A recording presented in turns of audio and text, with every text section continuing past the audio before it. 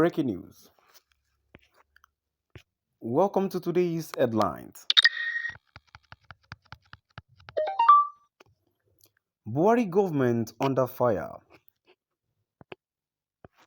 for describing killings by herdsmen conflict.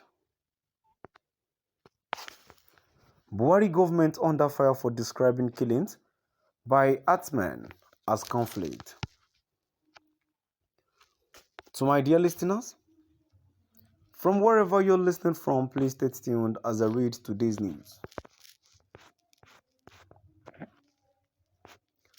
Human Rights Writers Association of Nigeria, Huriwa, on Wednesday, described as wicked and insensitive the branding as mere conflict, the aggression and killings of southern farmers by Fulani herders.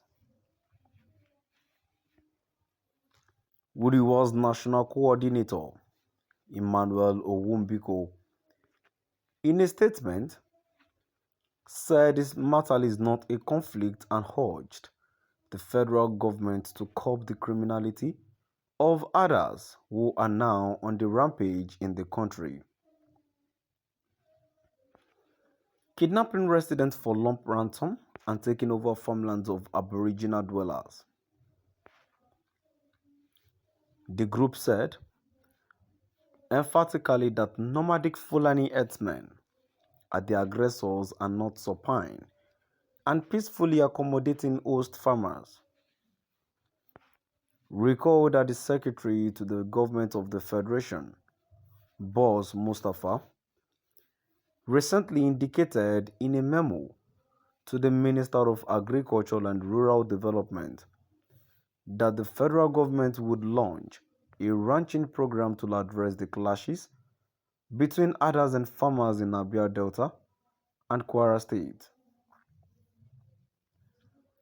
But reacting in a statement, Uriwas Owumbiko said, "It is hypocritical and wickedly insensitive for the government to brand as clashes the intentional killings of innocent farmers by aggressive farm grabbers known as Fulani herders. There is a need to correct the misrepresentation of the apparent terrorism of nomadic Fulani herders against farmers in north-central and southern Nigeria. The situation is not a conflict at all, but an ongoing carnage. For instance, criminal herdsmen have killed over 4,000 farmers in the southwest alone in the last 6 years, according to statistics by the Agbekoya Farmers Association. The South-South and the Southeast are not in any way immune from the onslaught by criminal Fulani who have increased their presence in southern Nigeria through commercial motorcycling and pastoralism. Hundreds of farmers in the South-South and Southeast have been mauled, raped, and kidnapped by the invaders, yet the silence of the government has been conspicuous. A report funded by the United States Agency for International Development in 2019 said an estimated 7,000 Nigerians, including farmers, were killed by violent AK-47 wielding pastoralists in the Middle Belt states of Benue and Nasarawa. About 1,000 of farmers have since been killed in the North Central from 2019 till date. In fact, Benue State Governor Samuel Ortom, who has been one of the most vocal against herdsmen aggression, was once targeted for assassination on his farm in Benue.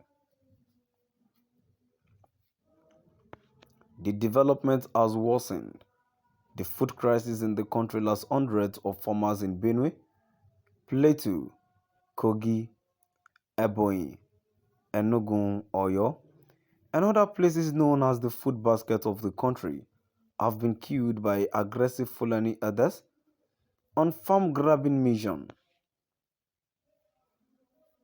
Yet the Buhari government continues to turn a bad eye to the sacrilege.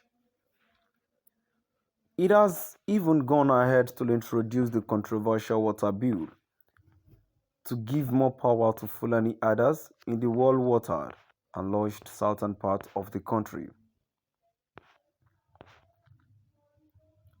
The Buhari regime had also introduced the National Livestock Transformation Program and pumped money into it.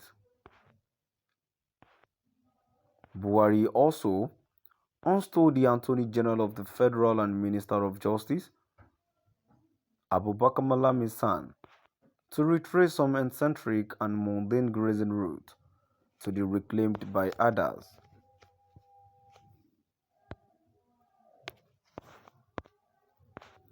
Of note, it is strange and an act of injustice, the attempt by the Fulani government to impose Fulani settlement in strange land by the use of government funds, and the attempt to seize water resources to give to others. These two plots, which have been repackaged and to some extent using foreign funded programs to mask this plot to hijack native people's land to donate to Fulani herders, will result in war. The attempt to sell the dummy and there is a conflict between farmers and herders is a fallacy because a conflict is between two armed groups, but in Nigeria, AK-47 wielding herders are killing harmless farmers, yet there is an alleged conspiratorial silence from its security agencies and the federal government.